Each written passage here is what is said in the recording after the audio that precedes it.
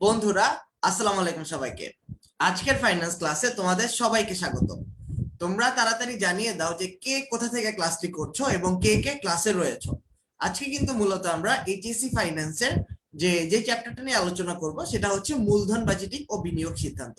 তো আমাকে একটু তাড়াতাড়ি জানিয়ে দাও যে তোমরা কে কোথা থেকে ক্লাসটি করছো এবং তোমাদের যে বন্ধুরা এখনো ক্লাস জয়েন করেনি তাদেরকেও তাড়াতাড়ি জয়েন করতে বলো, এবং আমরা কিন্তু খুব তাড়াতাড়ি ক্লাসটি শুরু করে দেব। তো আমাকে একটু তাড়াতাড়ি জানাও যে তোমরা কে কোথা থেকে ক্লাসটি করছো। আমরা কিন্তু খুব তাড়াতাড়ি আজকের ক্লাসটি শুরু করে দেবো। সো আমি একটু তোমাদের জন্য ওয়েট করি, তোমরা কে কে জয়েন করো সেটা দেখি এবং এরপরেই আমরা মূল ক্লাসের ভিতরে চলে যাব।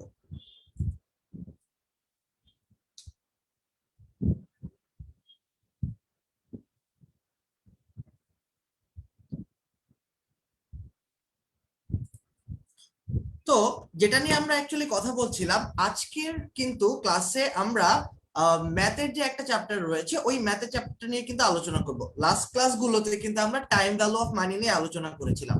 সো আমরা কিন্তু অলরেডি জানি টাইম ভ্যালু অফ মানি কিন্তু আমাদের এইচএসসি ফাইন্যান্সের জন্য খুব বেশি ইম্পর্টেন্ট, বা হচ্ছে আমাদের এক্সামের জন্য কিন্তু ইম্পর্টেন্ট। তো আজকে আমরা আরো একটি ম্যাথের চ্যাপ্টার নিয়ে আলোচনা করব এবং এই ক্লাসটা এই চ্যাপ্টারটা নিয়ে কিন্তু আমরা মোটামুটি আমাদের 2 থেকে 3টা বা 4টা 5টাও ক্লাস লাগতে পারে। সো ওইটা নিয়ে অ্যাকচুয়ালি চিন্তা নেই যে কয়টা ক্লাস লাগবে বা কয়টা ক্লাসের মধ্যে এটা শেষ হবে। মেইন যে কথা হচ্ছে সেটা হচ্ছে আমাদের কিন্তু কন্টেন্ট গুলো শেষ করতে হবে। তো আমি একটু দেখে নিই যে আমাদের সাথে কে কে জয়েন করেছো, এরপরই আমাদের ক্লাসটা শুরু করে দেবো।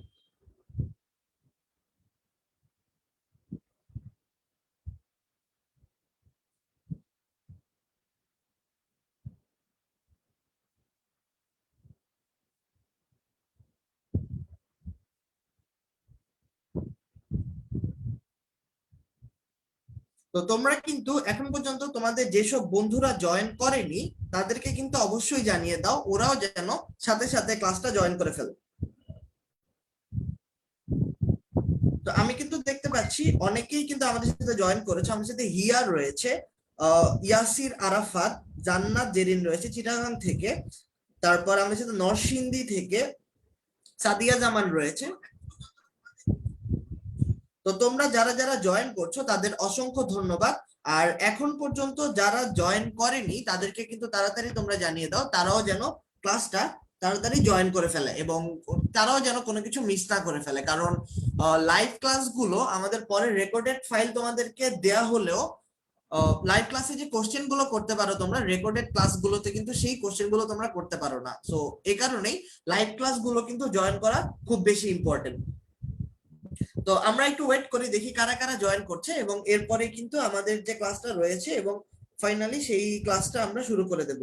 তো সবাইকে ওয়ালাইকুম আসসালাম। তারপর আমরা দেখতে পাচ্ছি রাজবাড়ী থেকে রয়েছে, চিটাগাং থেকে, পাবনা থেকে। তোমরা যারা যারা জয়েন করছো তাদের অসংখ্য ধন্যবাদ। তারপর আমরা দেখতে পাচ্ছি আমাদের সাথে গাজীপুর থেকে রয়েছে। আমি আবারও বলছি, তোমাদের যেসব বন্ধু বান্ধব এখন পর্যন্ত জয়েন করেনি তাদেরকেও জানিয়ে দাও, তারাও যেন জয়েন করে। কারণ এই ক্লাসগুলো কিন্তু খুব বেশি ইম্পর্টেন্ট। আমরা কিন্তু জানি আমাদের যে এইচএসসির যে সিলেবাস সেটা কিন্তু অনেক কমিয়ে দেওয়া হয়েছে।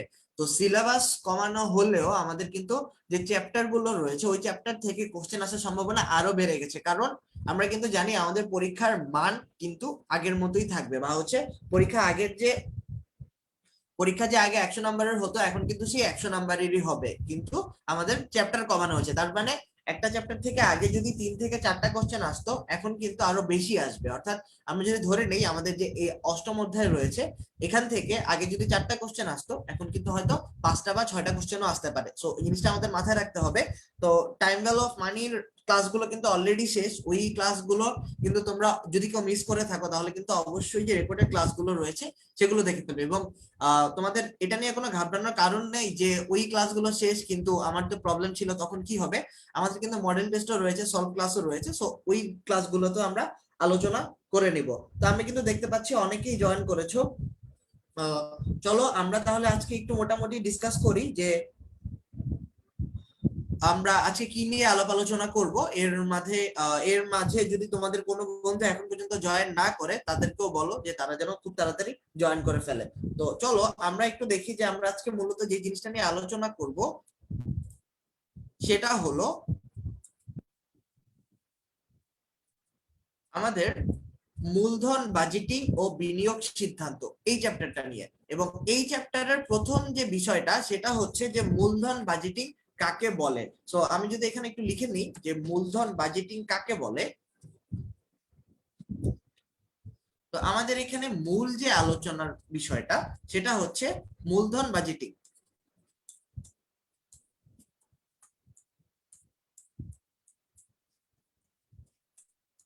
এটা হচ্ছে মূলধন বাজেটিং। তো আমাকে একটু জানাও যে মূলধন বাজেটিং বলতে তোমরা কি বুঝো, বা হচ্ছে যে মূলধন বাজেটিং সম্পর্কে তোমাদের আগের কোনো ধারণা আছে কিনা। তো আমি একটু তোমাদের মতামতটাও জানতে চাই যে তোমরা ঠিক মতো জিনিসটা বুঝো কিনা, বা হচ্ছে তোমাদের এই কনসেপ্ট সম্পর্কে তোমাদের কোনো ধারণা আছে কিনা। এবং সেটার পাশাপাশি কিন্তু তোমাদের কিন্তু অলরেডি আমি জানি অনেকের কিন্তু হয়তো সিলেবাস শেষ হয়ে যেতে পারে। তো যাদের অলরেডি এগুলো শেষ হয়ে গিয়েছে তাদের জন্য কিন্তু এটা একটা রিভাইজ হিসেবে কাজ করে। আর যাদের প্রবলেম রয়েছে, কারণ এইচএসসি টাইমে কিন্তু অনেকেই এসএসসি থেকে আসে, বা হচ্ছে অনেকেরই এসএসসি যে ব্যাকগ্রাউন্ড সেটা সায়েন্স থাকে, তো তাদের জন্য কিন্তু অনেক প্রবলেম হয়ে যায়, কারণ আমরা জানি এই বছর কিন্তু বেশিরভাগ সময় ক্লাস অফ ছিল। তো তাদের জন্য কিন্তু ব্যাপারটা, যদি কোনো প্রবলেম থেকে থাকে তোমরা কিন্তু অবশ্যই সাথে সাথে কমেন্ট করে জানিয়ে দিবে যে এই জিনিসটা বুঝতে পারছো না, হয়তো তোমার কোশ্চেনের সাথে অন্য কারো কোশ্চেন মিলেও যেতে পারে। তো এই জিনিসটা একটু মাথায় রাখবে। তো আমি একটু দেখি যে মূলধন বাজেটিং সম্পর্কে তোমাদের কি ধারণা রয়েছে। তো দেখো, মূলধন বাজেটিং বলতে অ্যাকচুয়ালি যেটা বোঝায় সেটা হচ্ছে মূলধন বাজেটিং কিন্তু আমাদের দীর্ঘমেয়াদী বিনিয়োগ সিদ্ধান্তের সাথে জড়িত একটি প্রক্রিয়া। অর্থাৎ মূলধন বাজেটিং কিন্তু একটা ওয়ে যার মাধ্যমে দীর্ঘমেয়াদী বিনিয়োগ সিদ্ধান্ত নেওয়া হয়। যেমন আমরা যদি একটু দেখি, মনে করো তোমার একটি প্রতিষ্ঠান রয়েছে, সেই প্রতিষ্ঠানের জন্য তোমার মেশিন কিনতে হবে। মনে করো এটা কিনলে এবং এই জিনিসটা ক্রয় করলে, এখন কি হবে, জিনিসটা হচ্ছে মূলধন বাজেটিং হচ্ছে সেটা, তুমি একটা যখন মেশিন কিনতে যাবে, ধরো অনেক দাম, ধরো এই একটা মেশিনের দাম আমি ধরলাম 10 কোটি টাকা, এবং এই যে মেশিনটা রয়েছে ধরো এটার দাম এমনও হতে পারে এটার দাম ধরো 70 কোটি টাকা। এটা জাস্ট ফর এক্সাম্পল আমি ধরে নিলাম। তো এখন আমাদের কি করতে হবে যে তুমি যখন 10 কোটি টাকা ইনভেস্ট করবা, বা তুমি 70 কোটি টাকা ইনভেস্ট করছো, আরো বেশি হতে পারে, এমনও হতে পারে 7,000 কোটি টাকা পর্যন্ত হয়ে যেতে পারে। তো তোমাকে এটাই মাথায় রাখতে হবে, এতগুলো টাকা যে আমি ইনভেস্ট করব, এই অর্থগুলো আমি কিসের বেসিসে ইনভেস্ট করব। মানে আমি তো, এটা তো 10 কোটি টাকা, তার মানে কি এরকমও হতে পারে এই মেশিনটা 20 বছর চলবে, বা হচ্ছে এই যে মেশিনটা এটা হয়তো 40 বছর চলবে। সো 40 বছর পরে কি হবে, 40 বছর ধরে কিরকম রিটার্ন আসবে, এই জিনিসগুলো কিন্তু আমি আগে থেকে নাও বুঝতে পারি। সো এই জিনিসটা বোঝার জন্য কিন্তু আমার মূলধন বাজেটিং সিদ্ধান্ত গ্রহণ করা হয়, বা হচ্ছে এই জিনিসগুলো দেখা হয়। তো আমাদের মূলতই কাজ হচ্ছে এই মূলধন বাজেটিং এর মাধ্যমে আমরা এই জিনিসগুলো নির্ণয় করার চেষ্টা করব যে আমার এখানে বিনিয়োগ করা উচিত কি উচিত না।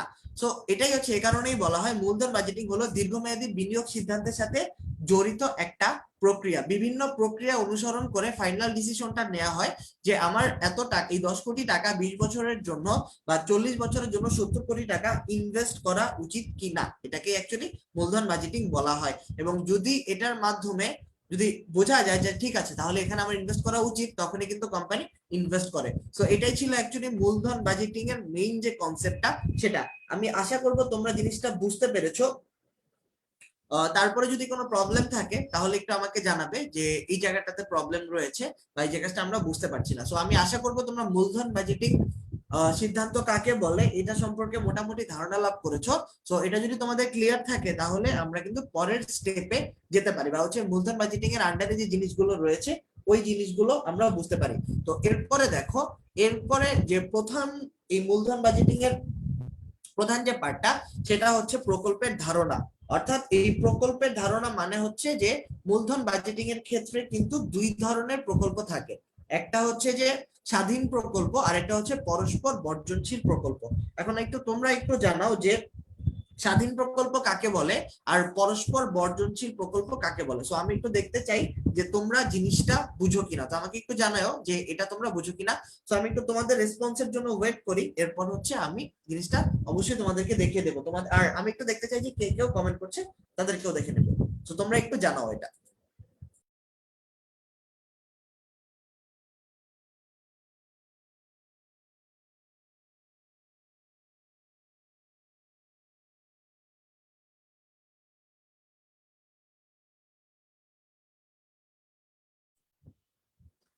তো জিনিসটা দেখো, আমাদের যখন মূলধন বাজেটিং এর ক্ষেত্রে বা যে কোনো ক্ষেত্রে প্রকল্প সাধারণত দুই ধরনের থাকে। একটা হচ্ছে স্বাধীন প্রকল্প এবং আরেকটা হচ্ছে পরস্পর বর্জনশীল প্রকল্প। এখন স্বাধীন প্রকল্প কাকে বলে আর পরস্পর বর্জনশীল প্রকল্প কাকে বলে, জিনিসটা দেখো।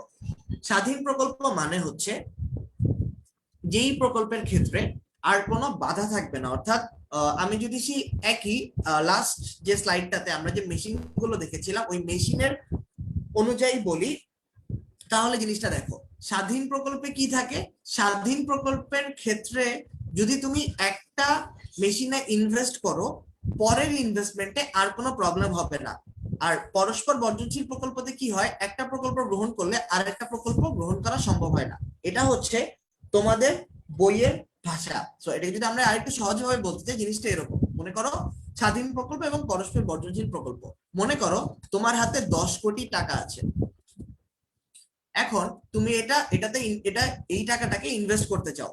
তুমি যদি স্বাধীন প্রকল্পে বিনিয়োগ করো তাহলে কি হবে, স্বাধীন প্রকল্পে বিনিয়োগ করতে গেলে এই মেশিনটা কেনার সাথে এই মেশিনটার কোনো সম্পর্ক নেই। অর্থাৎ তুমি এই মেশিনটা ক্রয় করার পর তুমি চাইলে এটা কিনতেও পারো, এটা নাও কিনতে পারো, এটার সাথে এটার কোনো ধরনের সম্পর্ক নেই। এটাকে বলে স্বাধীন প্রকল্প। পরস্পর বর্জনশীল প্রকল্প জিনিসটা হচ্ছে, এই মেশিনটা যদি তুমি কিনো তাহলে তুমি এটা কিনতে পারবে না, আবার তুমি যদি এই মেশিনটা কিনো তাহলে তুমি এটা কিনতে পারবে না। এটাকেই বলা হয় পরস্পর বর্জনশীল প্রকল্প। অর্থাৎ স্বাধীন প্রকল্প অনুযায়ী তুমি একটা মেশিন কিনলে বা যে কোনো জায়গায় ইনভেস্ট করো না কেন, অপর জায়গাতে কোনো প্রবলেম হবে না। বাট পরস্পর বর্জনশীল প্রকল্পতে কি হবে, একটা ক্রয় করলে অবশ্যই আরেকটা ক্রয় করতে পারবে না, একটাতে ইনভেস্ট করলে আরেকটাতে তুমি ইনভেস্ট করতে পারবে না। এটাকেই বলা হচ্ছে স্বাধীন প্রকল্প এবং পরস্পর বর্জনশীল প্রকল্প। তো আমি একটু আশা করবো তোমরা যদি এই জিনিসটা সম্পর্কে ক্লিয়ার হও তাহলে আমাকে একটু জানাও যে এই জিনিসটা বুঝতে পেরেছো এবং এই স্বাধীন প্রকল্প এবং পরস্পর বর্জনশীল প্রকল্প এই জায়গাটাতে তোমাদের আর কোনো প্রবলেম নেই। তাহলে আমরা নেক্সট টপিকে আগাতে পারি।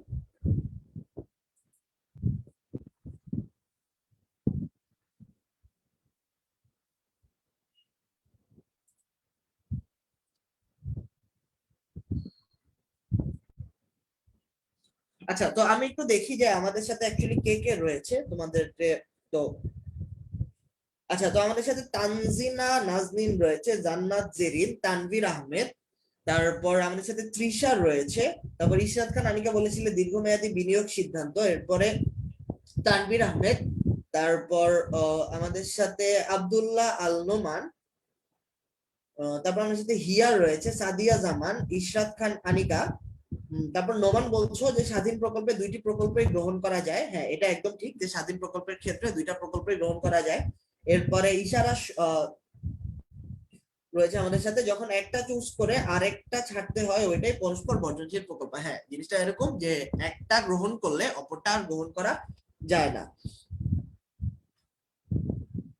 তারপর আমাদের সাথে হিয়া রয়েছে, জান্নাত জেরিন, তারপর ইশরাত খান আনিকা,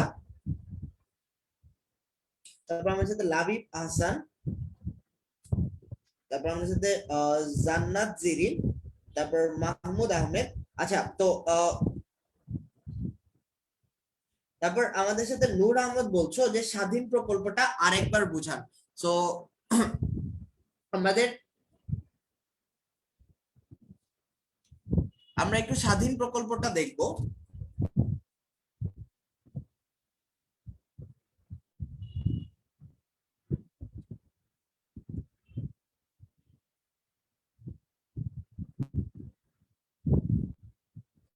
তো জিনিসটা দেখো এরকম যে স্বাধীন প্রকল্পের ক্ষেত্রে কি হয়, স্বাধীন প্রকল্পের ক্ষেত্রে কিন্তু একটা প্রকল্প গ্রহণ করলে অপর কোন প্রকল্পের সাথে এটার কোনো সামঞ্জস্য থাকে না বা এটা কোনো সম্পর্ক থাকে না। একটা প্রকল্প গ্রহণ করলে অপর একটি প্রকল্প চাইলেও আমরা গ্রহণ করতে পারি, আমরা না চাইলেও গ্রহণ করতে পারি। সো এটা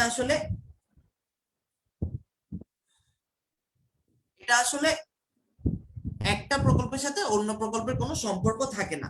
এই জিনিসটাকেই আমাদের স্বাধীন প্রকল্প বলা হয়। এবং পরস্পর বর্জনশীল প্রকল্পতে আমরা দেখলাম যে একটা প্রকল্প গ্রহণ করলে অপর কোনো প্রকল্প গ্রহণ করার প্রবলেম হয় না। তো আমরা এই পর্যন্ত বুঝতে পারলাম যে আমাদের প্রকল্পের ধারণা অ্যাকচুয়ালি বা দুইটা প্রকল্প সম্পর্কে আমরা জানতে পেরেছি। তো এরপরে আমরা দেখি যে এরপরে কোনটা রয়েছে।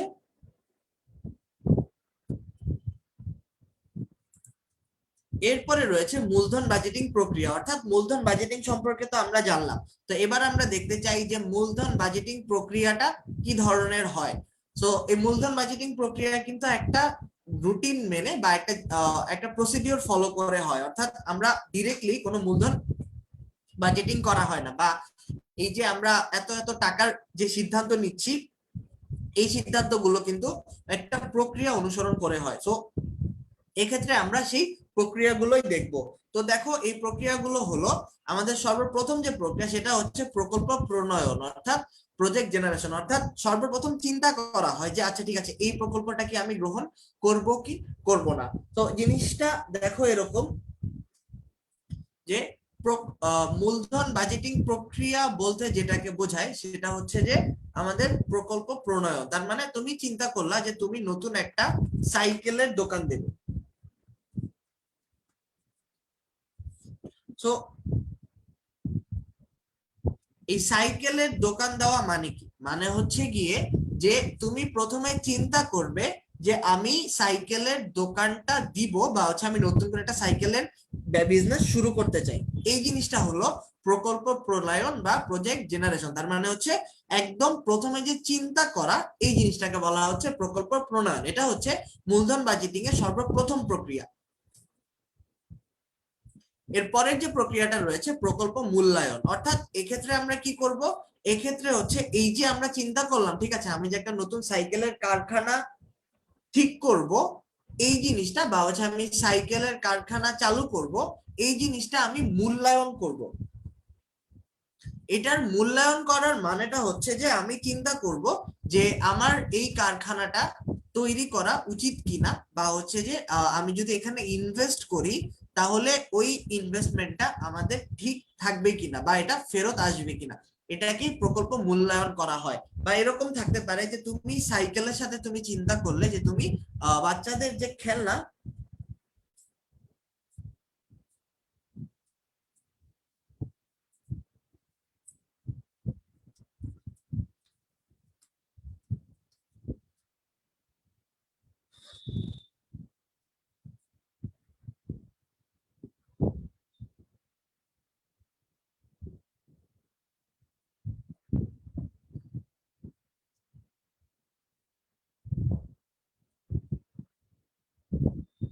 আচ্ছা তোমরা কিন্তু কয়েকজন বলছো যে সাউন্ডে প্রবলেম হচ্ছে, তো আমাকে একটু তোমরা একটু ক্লিয়ার করো যে তোমাদের সবার কি সাউন্ডে কোনো প্রবলেম হচ্ছে কিনা বা কোনো অন্য এক্সট্রা নয়েজ আসছে কিনা।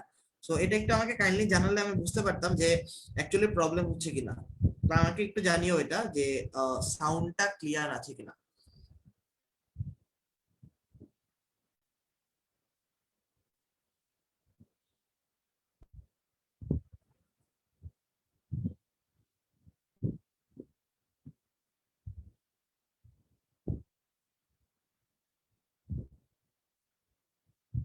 আচ্ছা সো আমি একটু, আমাকে একটু সময় দাও, আমি তোমরা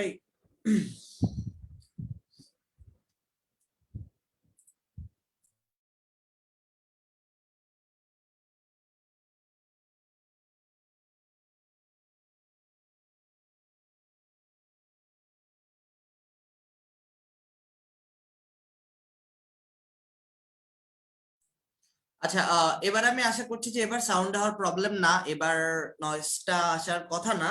তো এবার একটু আমাকে জানাও যে এবার সাউন্ডটা ঠিক আছে কিনা, বা তোমরা এখনো কোনো ব্যাকগ্রাউন্ড নয়েজ পাচ্ছ কিনা, বা হচ্ছে যে এক্সট্রা সাউন্ডে কোনো প্রবলেম করছে কিনা। তো আমি আশা করবো যে এখন ঠিক হয়ে যাওয়ার কথা। আহ, এখন একটু আমাকে জানাও যে আহ, এখন আমার কথা ক্লিয়ার শুনছো কিনা এখন থেকে। তো আগের যদি কোনো প্রবলেম থেকে থাকে, তো আমি আশা করবো যে এখন একটু ঠিক আছে, এখন প্রবলেম হওয়ার কথা না। তো আমরা যেটা নিয়ে অ্যাকচুয়ালি আলোচনা করছিলাম, আচ্ছা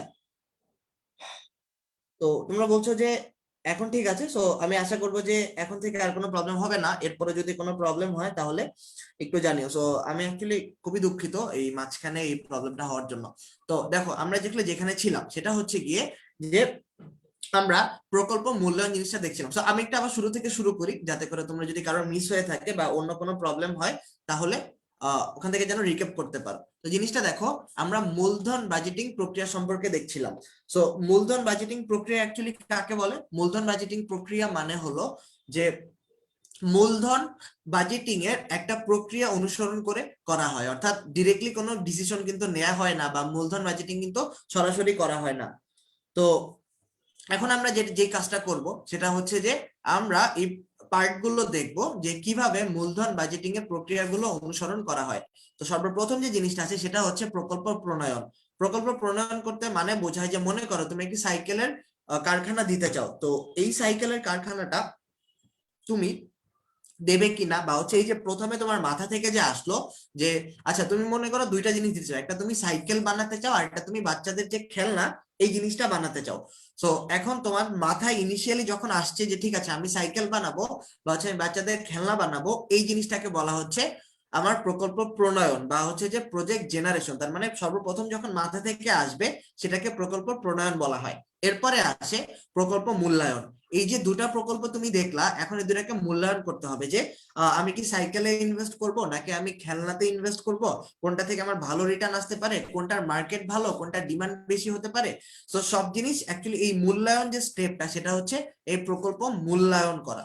এরপরে আসে প্রকল্প নির্বাচন। এই যে আমি মূল্যায়ন করলাম, এরপরে আমি নির্বাচন করব যে ঠিক আছে আমি হয় সাইকেলেরটা গ্রহণ করব, নাইলে আমি খেলনা বানাবো, নাইলে আমি দুটোই গ্রহণ করব। এই এই জিনিসটাকে বলা হচ্ছে প্রকল্প নির্বাচন, অর্থাৎ প্রকল্প মূল্যায়নের পর প্রকল্প নির্বাচন করা হয়। এরপরে আসে প্রকল্প বাস্তবায়ন। বাস্তবায়ন মানে হচ্ছে আচ্ছা ঠিক আছে আমি যখন ডিসিশন নিলামই আমি এই প্রকল্পটা গ্রহণ করব, তো তখন সেটাকে বাস্তবে রূপান্তর করাকে, মানে আমরা ধরলাম যে আমরা কারখানা স্থাপন করলাম, কারখানা বানাতে গেলাম, এই জিনিসটাকে বলা হচ্ছে প্রকল্প বাস্তবায়ন। এরপরে সর্বশেষ রয়েছে প্রকল্প পুনর্মূল্যায়ন, অর্থাৎ এই যে আমি যে ইনভেস্ট করলাম এই জিনিসটাকে আমি আবার মূল্যায়ন করব যে আমি যে ইনভেস্ট করলাম এখান থেকে আমি যে রিটার্ন আশা করেছিলাম বা মুনাফা আশা করেছিলাম এগুলো ঠিক মতো আছে কিনা, এই জিনিসটাকে বলা হচ্ছে প্রকল্প পুনর্মূল্যায়ন বা রি ইভালুয়েশন অফ প্রজেক্ট। সো এটাই ছিল মূলধন বাজেটিং এর প্রক্রিয়া। এখন তো তোমরা অনেকে বলতে পারো যে আজকে আমরা কেন শুধু থিওরি দেখছি। সো আজকে আমরা ম্যাথে যাব, মানে একদম ডিরেক্টলি যে ম্যাথ সেই জিনিসগুলো ডিপ যে ম্যাথ সেগুলোতে আজকে আমরা ম্যাথ করব না, বাট আমাদের কিন্তু এই চ্যাপ্টারে কিছু থিওরিও রয়েছে, আমাদের থিওরি থেকেও কিন্তু ক খ এবং এমসিকিউ তেও কিন্তু কোশ্চেন থাকে। তো এই কারণেই যখন একটা চ্যাপ্টার আমরা শুরু করব আমরা কিন্তু পার্ট বাই পার্ট আমাদেরকে এগোতে হবে। তো এই কারণেই আমাদের যে থিওরি পার্ট গুলো রয়েছে এই থিওরি পার্ট গুলো নিয়ে আমরা মূলত আজকে আলোচনা করবো, এবং এগুলো কিন্তু খুব বেশি ইম্পর্টেন্ট। শুধুমাত্র ম্যাথ করলেই হবে না, আমাদের কিন্তু বেসিকটাও জানতে হবে, কারণ তোমাদের কিন্তু সামনে অ্যাডমিশনও রয়েছে এবং অ্যাডমিশনের ক্ষেত্রে কিন্তু এই বেসিক গুলা অনেক কাজে লাগে। সো এই জিনিসটা তোমাদের মাথায় রাখতে হবে। তো আমরা এই মূলধন বাজেটিং প্রক্রিয়াগুলো সম্পর্কে জানলাম যে এইভাবে মূলধন বাজেটিং করে থাকে বা এই প্রক্রিয়াগুলো অনুসরণ করে। তো আবার একটু রিক্যাপ করি। প্রথমে আসে প্রকল্প মূল্যায়ন, এরপরে প্রকল্প প্রণয়ন, এরপরে প্রকল্প মূল্যায়ন, এরপরে প্রকল্প নির্বাচন, এরপরে প্রকল্প বাস্তবায়ন এবং সবশেষে প্রকল্প পুনর্মূল্যায়ন। তো এরপরে আমরা আসি মূলধন নিয়ন্ত্রণ বা মূলধন নিয়ন্ত্রণ কাকে বলে। তো আমাকে একটু জানিও যে মূলধন নিয়ন্ত্রণ বলতে তোমরা অ্যাকচুয়ালি কি বুঝো, বা হচ্ছে যে এটা সম্পর্কে তোমাদের কি ধরনের ধারণা রয়েছে। তো আমি একটু তোমাদের কাছ থেকে আশা করতে চাই যে মূলধন নিয়ন্ত্রণ বলতে কি বুঝি আমরা। তো মূলধন নিয়ন্ত্রণ বলতে কি বুঝি তোমরা একটু পারলে আমাকে জানিও যে তোমরা জিনিসটা বুঝো কিনা। তো মূলধন নিয়ন্ত্রণ জিনিসটা দেখো, মূলধন নিয়ন্ত্রণটা হচ্ছে যে আমরা এরকম আইআরআর যেটাকে বলা হচ্ছে রেট অফ রিটার্ন, তার মানে হচ্ছে আমরা আমাদের রিটার্নটা দেখছি যে বিনিয়োগ করার পর কত পার্সেন্ট আমার ব্যাক আসছে। এখন দেখো আমাদের প্রাথমিক বিনিয়োগ দেখো, যদি আমরা এখানে ৮০,০০০ টাকা ইনভেস্ট করি আমার রিটার্ন কিন্তু এখানে আসছে ১২%। এখানে যদি ৭০,০০০ টাকা ইনভেস্ট করি আমার রিটার্ন আসবে কিন্তু 20%। ১,০০,০০০ টাকা ইনভেস্ট করলে রিটার্ন ১৬%, ৪০,০০০ ইনভেস্ট করলে রিটার্ন ৮% এবং ৬০,০০০ টাকা ইনভেস্ট করলে রিটার্ন কিন্তু আসবে ১৫%। তো এখান থেকে আমরা মূলধন নিয়ন্ত্রণটা অ্যাকচুয়ালি কি বোঝায়? মূলধন নিয়ন্ত্রণটা বোঝায় যেখানে আমার কম টাকা বিনিয়োগ করে পার্সেন্টেজ সবচেয়ে বেশি আসছে সেটাই কিন্তু আমি সবার আগে গ্রহণ করব। যেমন এখানে আমরা দেখতে পারি, দেখি আমরা যে ৭০,০০০ টাকা যদি ইনভেস্ট করি তাহলে আইআরআর কিন্তু আসছে 20%। তার মানে যে আমাদের প্রকল্প বি, এই প্রকল্প বি কিন্তু আমরা সবার আগে গ্রহণ করব। তো তার মানে এই আইআরআর কিন্তু এই যে 20% এটা কিন্তু আমরা আগে গ্রহণ করব, এরপরে 20%-এর পর আমরা কিন্তু দেখতে পাচ্ছি আমাদের এই যে এখানে রিটার্ন, এখানে যে 1 লক্ষ টাকা রয়েছে এবং আমার এখানে রিটার্ন কিন্তু 60,000 টাকা 15% রয়েছে। তার মানে এরপর কিন্তু আমাদের সি এবং ই যেটা, এই জিনিসটার উপরে কিন্তু আমরা বিনিয়োগ করব। এরপরে যদি আমাদের অর্থ থাকে সেক্ষেত্রে গিয়ে আমরা এই যে 80,000 টাকা এবং 40,000 টাকা এখানে ইনভেস্ট করব। সো মূলধন নিয়ন্ত্রণ জিনিসটা হচ্ছে এরকম যে আমাদের যখন অর্থ সংকট থাকবে বা আমাদের যে লিমিটেড রিসোর্স থাকবে, এই লিমিটেড রিসোর্সটা আমরা কিভাবে ব্যবহার করব বা হচ্ছে গিয়ে আমরা কিন্তু সেখানে ইনভেস্ট করব যেখানে আমার রিটার্নটা সর্বোচ্চ থাকবে, এবং সেখানে সবচেয়ে কম ইনভেস্ট করব যেখানে আমার রিটার্ন সবচেয়ে কম থাকবে, এবং এটাকে কিন্তু মূলধন নিয়ন্ত্রণ বলা হয়। তো আমি আশা করি যে তোমরা জিনিসটা বুঝতে পেরেছো যে মূলধন নিয়ন্ত্রণ কাকে বলা হয়। তো এটা যদি বুঝে থাকো তাহলে আমাকে একটু জানো যে সম্পূর্ণ এটা সম্পর্কে তোমরা পুরোপুরি ক্লিয়ার। এরপর কিন্তু তোমাদের জন্য কিছু এমসিকিউ রয়েছে, আমরা ওই এমসিকিউ গুলো দেখবো। তো আমি আশা করছি যে এই পর্যন্ত কারো প্রবলেম থাকার কথা না, এতক্ষণ আমরা যে জিনিসগুলো নিয়ে আলোচনা করলাম। তো এবার আমরা পরের যে পার্টটা রয়েছে সেটা বা হচ্ছে আমাদের যে এমসিকিউটা রয়েছে সেটা আমরা দেখি।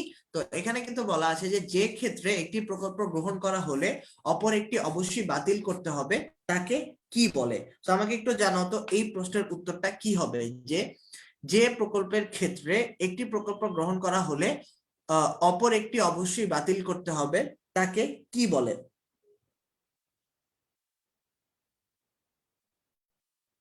তা আমাকে একটু জানাও তো এই প্রশ্নের উত্তরটা কি হবে। আমরা যদি অপশন গুলো দেখি, স্বাধীন প্রকল্প,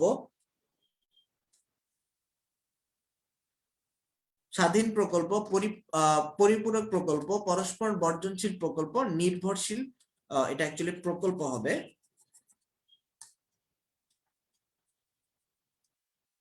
তো আমাকে একটু জানাও যে এই প্রশ্নের সঠিক উত্তরটা কি হবে।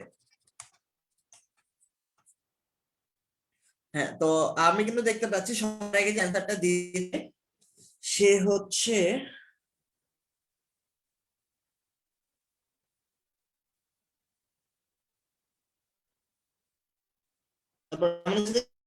বলেছো যে শান্তা, এরপরে সাজেদা বেগম,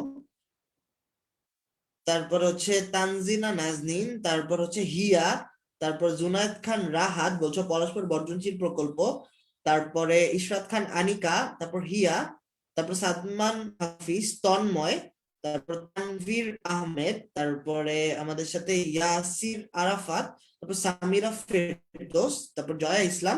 তোমরা যারা যারা বলছো সি বা গ নাম্বার, সেটা হচ্ছে পরস্পর বর্জনশীল প্রকল্প। অর্থাৎ আমরা কিন্তু জানি যে ক্ষেত্রে একটি প্রকল্প গ্রহণ করা হলে অবশ্যই বাতিল করতে হয় তাকে কিন্তু পরস্পর বর্জনশীল প্রকল্পই বলা হয়। সো তোমরা যারা সঠিক অ্যান্সার দিয়েছো তাদের সবাইকে অভিনন্দন। তোমরা জিনিসটা বুঝতে পেরেছো আমি আশা করি। তো এরপরে আমরা যে প্রশ্নটা দেখব সেটা হচ্ছে মূলধন কোনটি মূল বাজেটিং প্রণয়নের প্রথম পদক্ষেপ। তো আমরা কিন্তু অলরেডি মূলধন বাজেটিং এর যে স্টেপ গুলো রয়েছে সেই স্টেপ গুলো সম্পর্কে জেনেছি। তো আমাকে এখন একটু জানাও যে কোনটি মূলধন বাজেটিং প্রণয়নের প্রথম পদক্ষেপ হিসেবে বিবেচিত হয়। তো এটা দেখো, ফলো আপ, প্রকল্প মূল্যায়ন, প্রকল্প নির্বাচন এবং প্রকল্প উদ্ভাবন। তো আমাকে একটু এখন জানাও যে এই প্রশ্নের উত্তরটা কি হবে। এটা কি ফলো আপ হবে?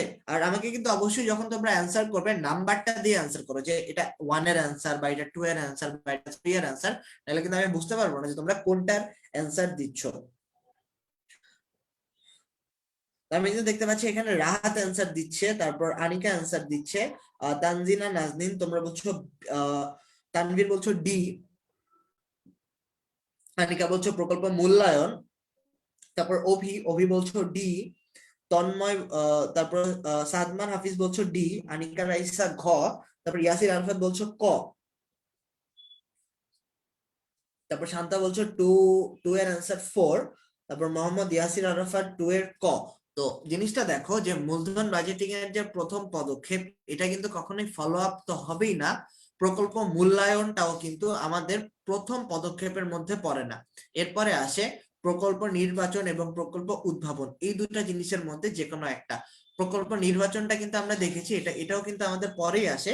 তো সর্বপ্রথম যে পদক্ষেপ সেটা হচ্ছে প্রকল্প উদ্ভাবন, অর্থাৎ একদম শুরুতে যখন এই বিজনেসের কথাটা মাথায় আসে বা চিন্তা করা হয়, এটা কি প্রকল্প উদ্ভাবন বলা হয়। সো এই জিনিসটা হচ্ছে মূলধন বাজেটিং প্রণয়নের প্রথম যে পদক্ষেপ সেটা হচ্ছে প্রকল্প উদ্ভাবন করা।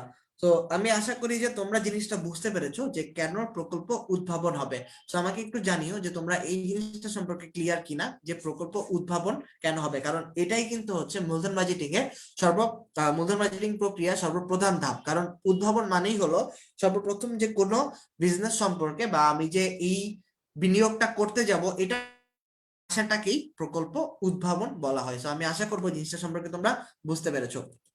এরপরে আমরা আসি যে মূলধন বাজেটিং এর সমস্যা সমূহ বা এটা নিয়ে একটু আমরা আলোচনা করব যে মূলধন বাজেটিং এর কি কি সমস্যা রয়েছে। সো দেখো, প্রথমেই যে সমস্যাটা সেটা হচ্ছে অনিশ্চিত বিশ্ব। আর মূলধন বাজেটিং কিন্তু আমরা জানি যে এটা হচ্ছে একটা দীর্ঘমেয়াদের সাথে জড়িত। তো আমি এখানে কিন্তু বলতে পারি যে জিনিস দীর্ঘ মেয়াদি। সো এটার মানে কি? তার মানে কিন্তু হলো এটা কিন্তু এটা কিন্তু দীর্ঘ মেয়াদের জন্য হয়। তো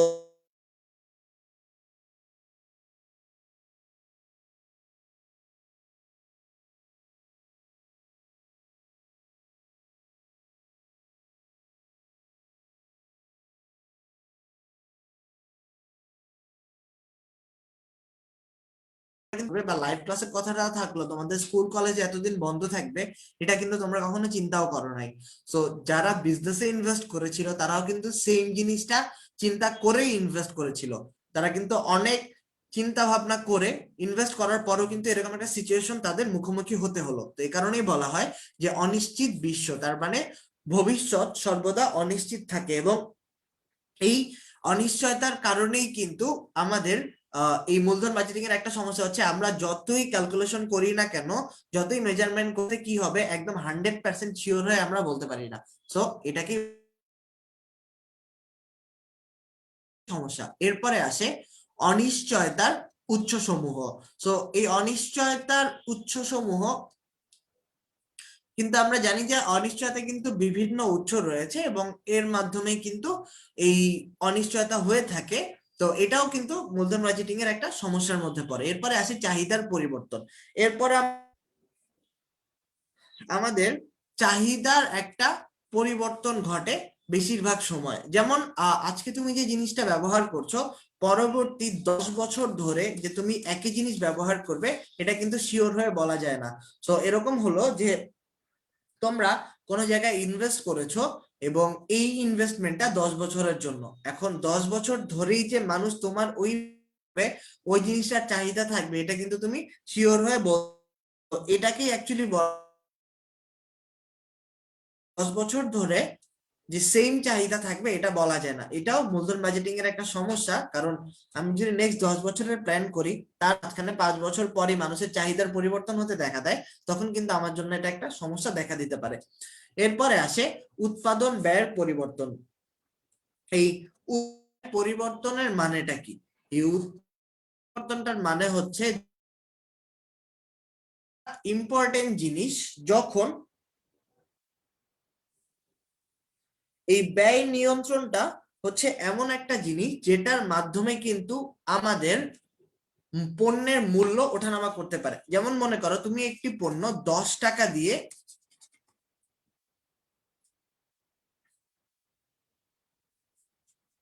মনে করো তুমি একটি পণ্য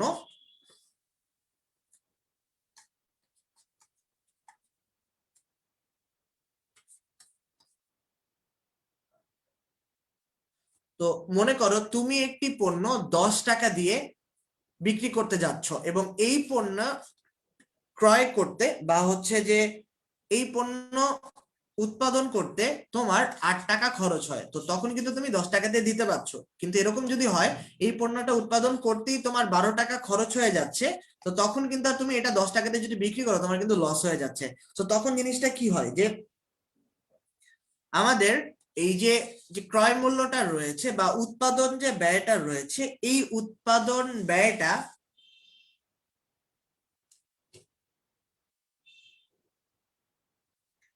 এই যে উৎপাদন ব্যয়টা রয়েছে এই উৎপাদন ব্যয়টা কিন্তু আমাদের পরিবর্তন হয়ে যেতে পারে। সো এটাও হচ্ছে একটা মূলধন বাজেটিং এর একটা সমস্যার আওতাধীন, যে আমাদের উৎপাদন ব্যয় যদি পরিবর্তিত হয়ে যায় তাহলে কিন্তু আমাদের ভবিষ্যতে আমাদের যে যে ধারণাটা ছিল সেটাও কিন্তু চেঞ্জ হয়ে যায়, বা এখানেও কিন্তু একটা সমস্যা দেখা দেয়। তো এটা কিন্তু বলা হচ্ছে যে উৎপাদন ব্যয়ের পরিবর্তন কিন্তু মূলধন বাজেটিং এর একটি অন্যতম সমস্যা।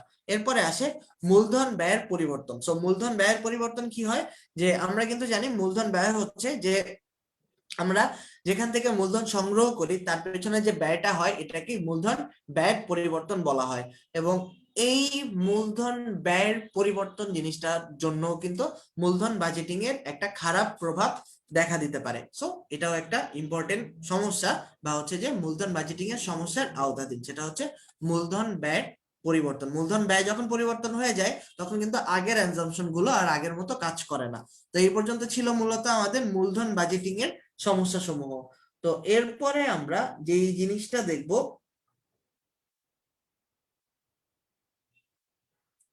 এরপরে আমরা যে জিনিসটা দেখবো সেটা হচ্ছে আমরা মূলত এই চ্যাপ্টারে যে ম্যাথ গুলো করব ওই ম্যাথ গুলো সম্পর্কে দেখবো। অর্থাৎ আমরা এখানে কি করব, এই চ্যাপ্টারে কিন্তু আমরা দেখো মোট দুই টাইপের ম্যাথ করব, বা হচ্ছে যে আমরা যে ম্যাথ গুলো করব এই ম্যাথ গুলোকে দুইটা ভাগে ভাগ করা, একটা হচ্ছে সনাতন পদ্ধতি এবং আরেকটা হচ্ছে বাট্টাকৃত নগদ পদ্ধতি। তো আমাদের যে সনাতন পদ্ধতি, এই সনাতন পদ্ধতির আওতাধীন হলো গড় মুনাফার হার পদ্ধতি, পেব্যাক সময় পদ্ধতি। তো এই দুটা জিনিস, যেটাকে বলা হচ্ছে ARR এবং পে ব্যাক পিরিয়ড। তো এরপরে আছে আমাদের বাট্টাকৃত নগদ প্রবাহ, এটা হচ্ছে নিট প্রেজেন্ট ভ্যালু বা NPV, এবং এরপরে রয়েছে ইন্টারনাল রেট অফ রিটার্ন বা যেটাকে IRR বলা হয়। সো তার মানে আমি যদি আবার একটু রিক্যাপ করি, যে এটা হলো একটা হচ্ছে ARR এবং আরেকটা হচ্ছে পেব্যাক পিরিয়ড এবং আরেকটা হচ্ছে NPV এবং আরেকটা হচ্ছে IRR। সো এই দুইটা জিনিস কিন্তু খুব বেশি ইম্পর্টেন্ট। তো আমি কিন্তু আশা করি যে তোমরা এই জিনিসটা সম্পর্কে অলরেডি জানো, যে ARR, তারপর পেব্যাক পিরিয়ড, তারপর NPV এবং IRR। সো ওই জিনিসটাই আমরা দেখবো যে কোনটাতে কি করে। তো দেখো আমাদের কি করতে হবে, যে গড় মুনাফার হার পদ্ধতি বা এভারেজ রেট অফ রিটার্ন, এটাতে কি করে, এটাতে হচ্ছে আমাদের যে রিটার্ন গুলো থাকবে বা আয়ের হার গুলো থাকবে সেটার যে এভারেজ করতে হবে, এটাকে কিন্তু এভারেজ রেট অফ রিটার্ন বলা হয়। মনে করো এরকম হলো, কোন বছরে 10% মুনাফা হলো, এরপরে 12%, এরপরে ধরো 14%, আর এটা যদি এভারেজ করতে বলে তাহলে আমরা কি করব, তাহলে তিনটাকে যোগ করব এবং 3 দিয়ে ভাগ করব, এরপরে যে আনসারটা আসবে এটাই হচ্ছে আমার ARR বা এভারেজ রেট অফ রিটার্ন। এরপরে আসে পেব্যাক সময় পদ্ধতি। সো পেব্যাক সময় পদ্ধতি কিন্তু জিনিসটা হলো এরকম, যে কত দিনে আমার বিনিয়োগকৃত অর্থ ফেরত আসছে, এই জিনিসটাকে কিন্তু পেব্যাক পিরিয়ড বলা হয়। সো পেব্যাক পিরিয়ড মানে জিনিসটা কি, সেটা হচ্ছে ধরো আমি 1,00,000 টাকা ইনভেস্ট করলাম। সো এই 1,00,000 টাকা ইনভেস্ট করার পর এই টাকাটা আমি ধরলাম 5 বছর পর ফেরত আসবে। এই 5 বছর পর ফেরত হওয়াটাকেই কিন্তু পেব্যাক পিরিয়ড মেথড বলা হয়। অর্থাৎ কত দিনে আমার টাকাটা রিটার্ন আসছে এই জিনিসটাকে কিন্তু পেব্যাক পিরিয়ড বলা হয়। তো আশা করি এই জিনিসটা সম্পর্কে তোমরা বুঝতে পেরেছো। তো জিনিসটা হচ্ছে এরকম, যে মনে করো তুমি কোথাও 5,000 টাকা ইনভেস্ট করলে, তুমি দোকান দিচ্ছ। তো ওই 5,000 টাকা যখন তোমার হাতে আবার চলে আসবে, যত সময় চলে আসবে ওটাকে পেব্যাক পিরিয়ড বলা হয়। এরপরে আসে নিট বর্তমান মূল্য পদ্ধতি। সো নিট বর্তমান মূল্য বা NPV কাকে বলে, সেটা হচ্ছে গিয়ে আমি কিছু টাকা কিন্তু বর্তমানে ইনভেস্ট করব, এরপরে আমার 2-3 বছরে যে আয় থাকবে ওই আয়টা যে বর্তমান বছরে যে মূল্য হবে ওটার সাথে যখন আমি কাজ করব সেটাকে NPV বলা হয়। সো NPV কাকে বলে বা NPV কিভাবে ম্যাথ করে ওটা আমরা দেখবো, আমরা একটু পরেই দেখবো। এখন জাস্ট এটা মাথায় রাখো যে NPV মানে কিন্তু হলো নিট বর্তমান মূল্য, বা NPV কিন্তু বিনিয়োগ সিদ্ধান্ত গ্রহণের ক্ষেত্রে এই ম্যাথের কাজ রয়েছে। জাস্ট এটুকু মাথায় রাখো, এই চ্যাপ্টারে আমাদের NPV করতে হবে। এরপরে আসে আমাদের আন্ত আয় হার পদ্ধতি। এরপরে আসে আন্ত আয় হার পদ্ধতি বা যেটাকে IRR মেথড বলা হয়। সো এই জিনিসটা আমরা দেখবো যে IRR মেথডটা কাকে বলে এবং এই IRR সম্পর্কেও আমরা জানবো। সো এই চ্যাপ্টারে আমাদের মূলত এই 4 ধরনের ম্যাথ করতে হবে, যেটা হচ্ছে ARR, পেব্যাক পিরিয়ড, NPV এবং IRR। তো এইটা মূলত আমাদের কাজ। তো আমি দেখতে পাচ্ছি তোমরা অনেকেই বলছো যে তোমাদের নেটে একটু প্রবলেম হচ্ছে, সো আমাকে একটু জানাও যে তোমাদের সবারই কি প্রবলেম হচ্ছে কিনা, বা হচ্ছে তোমরা সাউন্ডে বা হচ্ছে যে দেখতে কোনো প্রবলেম হচ্ছে কিনা। তো আমি একটু এরকম হতে পারে তোমাদের 4-5 জনের তোমাদের নেটে একটু প্রবলেম হতে পারে, সো আমাকে একটু অন্য কেউ জানাবে যে কারো ক্লিয়ার জিনিসটা আসছে কিনা, বা তোমরা কেউ ক্লিয়ার বুঝতে পারছো কিনা, কারণ আমার এখান থেকে কিন্তু আমি দেখতে পাচ্ছি যে মোটামুটি ক্লিয়ারই আসছে। সো তোমরা একটু জানিও যে কারো একদম পুরোপুরি ক্লিয়ার আসছে কিনা, তাহলে আমরা জিনিসটা বুঝতে পারবো।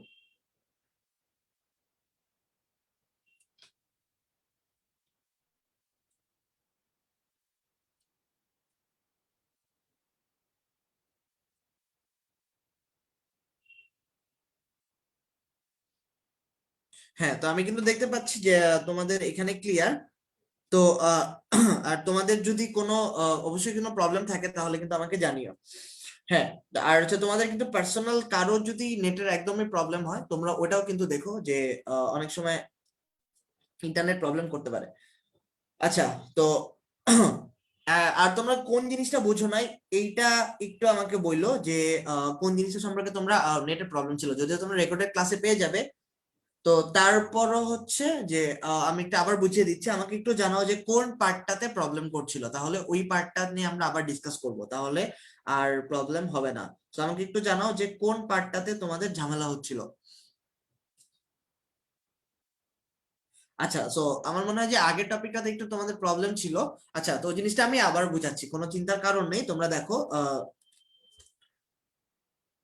আচ্ছা, তো এটা দেখো যে মূলধন বাজেটিং এর সমস্যা সমূহ। তো আমি আশা করব যে এখন কোনো প্রবলেম হবে না। তো আমাকে আবার একটু তোমরা এখনই কনফার্ম করো যে তোমরা এখন যেটা আমি বলছি এটা তোমরা ঠিকভাবে শুনতে পাচ্ছ, তোমরা দেখতে পাচ্ছ, তাহলে হচ্ছে আমরা এই পার্টটাতে আমরা আবার আলোচনা করছি আর কি। তো আহ, আচ্ছা, তো এটা নিয়ে অ্যাকচুয়ালি চিন্তা করার কোনো কারণ নেই।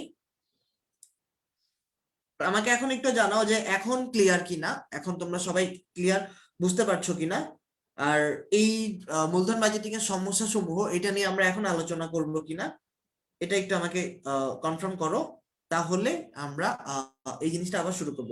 আচ্ছা, তো তোমাদের মেবি অনেকেরই যে মূলধন বাজেটিং এর সমস্যা সমূহ নিয়ে প্রবলেম ছিল। তো দেখো, আমরা যখন মূলধন বাজেটিং এর সমস্যা সমূহ নিয়ে আলোচনা করব, এখানের এই মূলধন বাজেটিং এর কিছু সমস্যা রয়েছে। প্রথম যে সমস্যাটা সেটা হচ্ছে আমাদের অনিশ্চিত বিশ্ব। অনিশ্চিত বিশ্ব মানে কি? মানে ভবিষ্যৎ সর্বদা অনিশ্চিত। আমরা কিন্তু জানি না যে ভবিষ্যতে অ্যাকচুয়ালি কি হবে। যখন একটা মূলধন বাজেটিং এর সিদ্ধান্ত গ্রহণ করা হয়, মনে করো নেক্সট 10 বছর,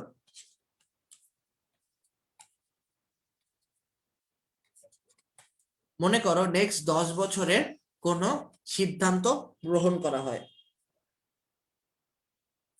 তো যখন কোনো নেক্সট 10 বছরের জন্য কোনো সিদ্ধান্ত গ্রহণ করা হয়, তখন কিন্তু পূর্ববর্তী হয়তো 10-15 বছর বা 20 বছরের ডেটা অ্যানালাইসিস করে তারপরে বিনিয়োগ সিদ্ধান্ত গ্রহণ করা হয়। অবশ্যই কিন্তু 10 বছরের জন্য একটা বিনিয়োগ, এত কোটি কোটি টাকার যখন ডিসিশন নেওয়া হয়, এটা কিন্তু ধাম করে নেওয়া হয় না। এখন কথা হচ্ছে, যত কিছুই তুমি করো না কেন, ভবিষ্যৎ কিন্তু সর্বদা অনিশ্চিত। কারণ হচ্ছে তোমরা কিন্তু 2 বছর আগে কখনো কল্পনা করো নাই যে তোমাদের এই টাইমটাতে এরকম সিচুয়েশন আসবে, পুরো ওয়ার্ল্ড ওয়াইড সবকিছু বন্ধ হয়ে যাবে। তো এই কারণেই বলা হয় অনিশ্চিত বিশ্ব সবসময় থাকে, বা হচ্ছে যে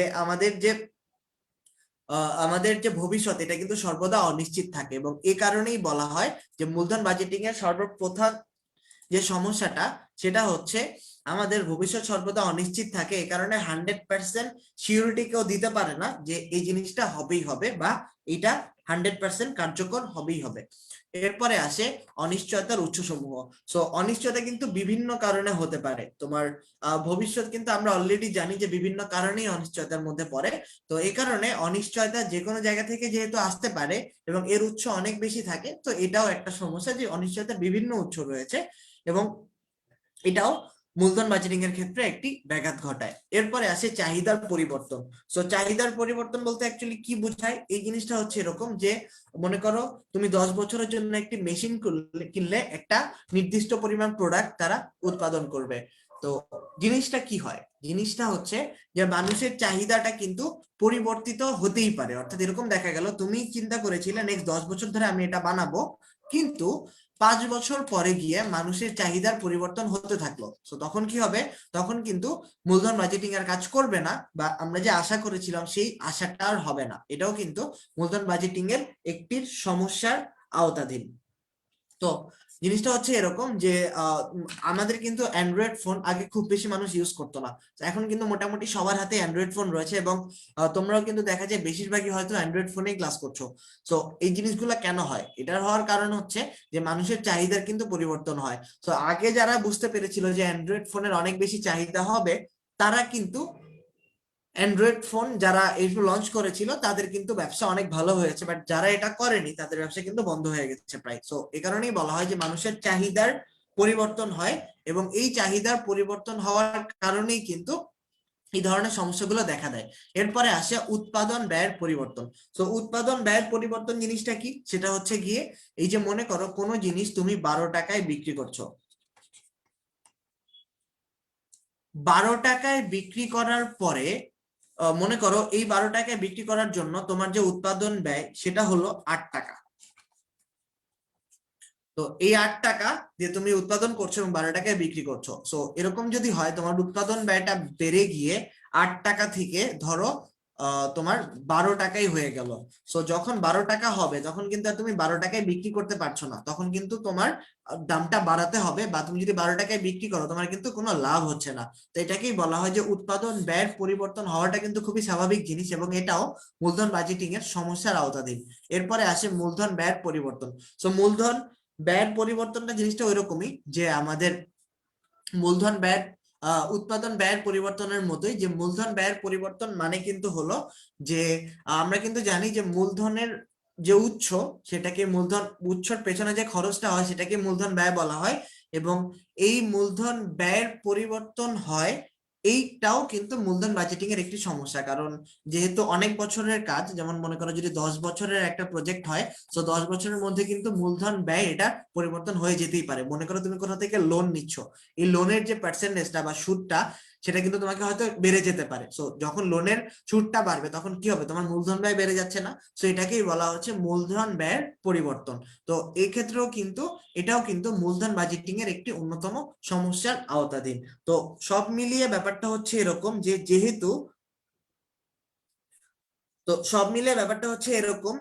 যেহেতু আমরা এখানে ভবিষ্যৎ নিয়ে কথা বলছি এবং ভবিষ্যৎ সর্বদা অনিশ্চিত, এ কারণে যে কোনো কিছুর পরিবর্তনই হতে পারে, যেই জিনিসগুলো হচ্ছে আমাদের মূলধন বাজেটিং এর সমস্যার আওতাধীন। তো আমি আশা করি তোমরা জিনিসটা সম্পর্কে বুঝতে পেরেছো যে মূলধন বাজেটিং এর সমস্যাগুলো অ্যাকচুয়ালি কি। তো এটা যদি বুঝে থাকো আমাকে একটু জানিও যে এটাতে আর কোনো প্রবলেম নেই। এরপরে কিন্তু বিনিয়োগ সিদ্ধান্ত নিয়ে আমরা অলরেডি আলোচনা করেছি, আমি জাস্ট আরেকবার একটু রিক্যাপ করি। সেটা হচ্ছে গিয়ে আমাদের গড় মুনাফার হার, বা হচ্ছে এই চ্যাপ্টারে আমাদের মোট 4 ধরনের ম্যাথ করতে হবে। প্রথম যেটা হলো সেটা হচ্ছে গড় মুনাফার হার বা এভারেজ রেট অফ রিটার্ন বা এআরআর। এরপরে আসে পেব্যাক পিরিয়ড মেথড বা পি বলা হয় যেটাকে। এরপরে আসে নিট প্রেজেন্ট ভ্যালু বা এনপিভি, এবং সবশেষে আসে আন্ত আয়ের হার বা internal rate of return. So এই জিনিসটা হচ্ছে আমাদের এই চ্যাপ্টারে আমাদের যে ম্যাথ গুলো করতে হবে, এই জিনিসগুলো। তো আমি আশা করি এটা সম্পর্কে যদি কেউ নাও বুঝে থাকো, এটা আসলে এটা এখন ডিসকাস করার কোনো কিছু নেই, কারণ পুরো চ্যাপ্টারটা আমরা এটা নিয়ে আলোচনা করব। তো এবার চলো আমরা আমাদের একটু এমসিকিউ সলভ করে ফেলি। আমাকে বলো কোন প্রতিষ্ঠানে দীর্ঘমেয়াদী বিনিয়োগ সিদ্ধান্তকে কি বলে? সো আমাকে একটু জানাও যে এইটার অ্যান্সারটা কি হবে, যে কোন প্রতিষ্ঠানে দীর্ঘমেয়াদী বিনিয়োগ সিদ্ধান্তকে কি বলা হয়। তো আমাকে একটু তাড়াতাড়ি জানাও যে এই প্রশ্নের উত্তরটা কি হবে।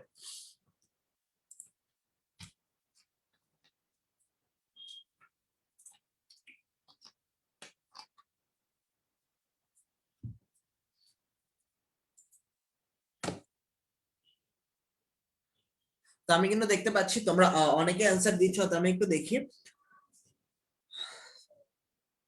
তারপর আমাদের সাথে ইসরাত খান আনিকা, তুমি বলছো 3 এর বি। জুনায়েদ খান রাহাত বলছো 1 এর সি।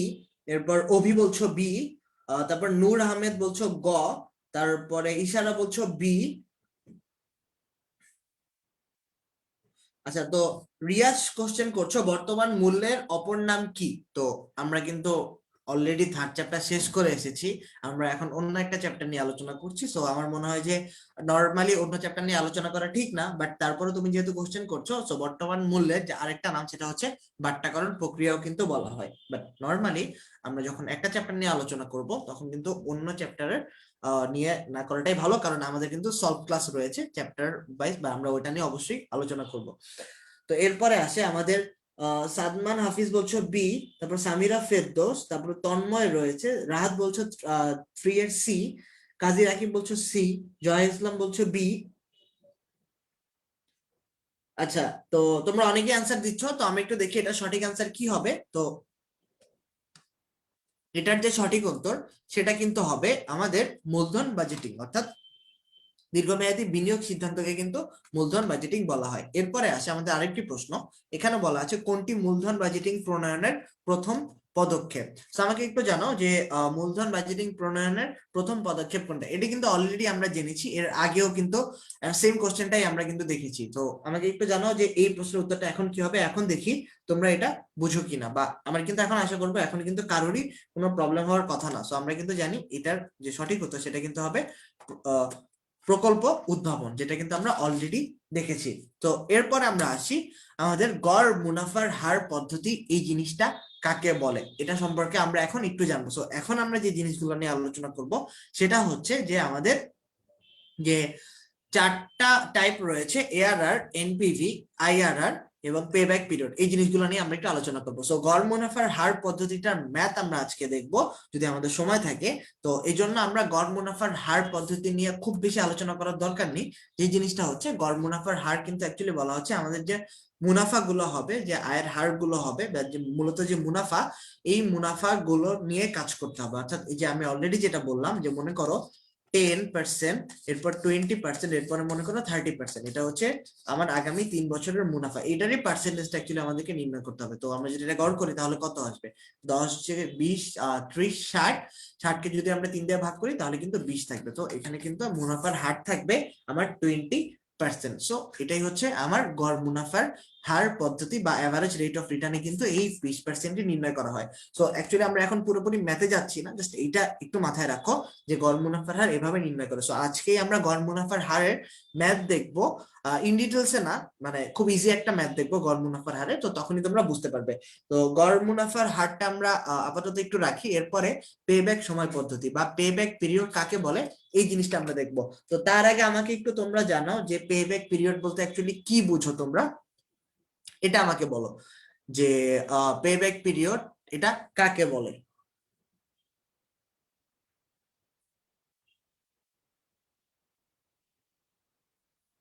তো আমি একটু তোমাদের রেসপন্সের জন্য ওয়েট করি যে পে ব্যাক সময় বলতে তোমরা কি বুঝো। আমাকে একটু জানাও যে পে ব্যাক সময় যদি সংজ্ঞাটাও জানো এটা আমাকে বলো, বা তোমরা যে জিনিসটা বুঝো সেটাই। তারপরে কিন্তু আমরা আবার ডিসকাশনে চলে যাব। আমি একটু তোমাদের রেসপন্সের জন্য ওয়েট করছি।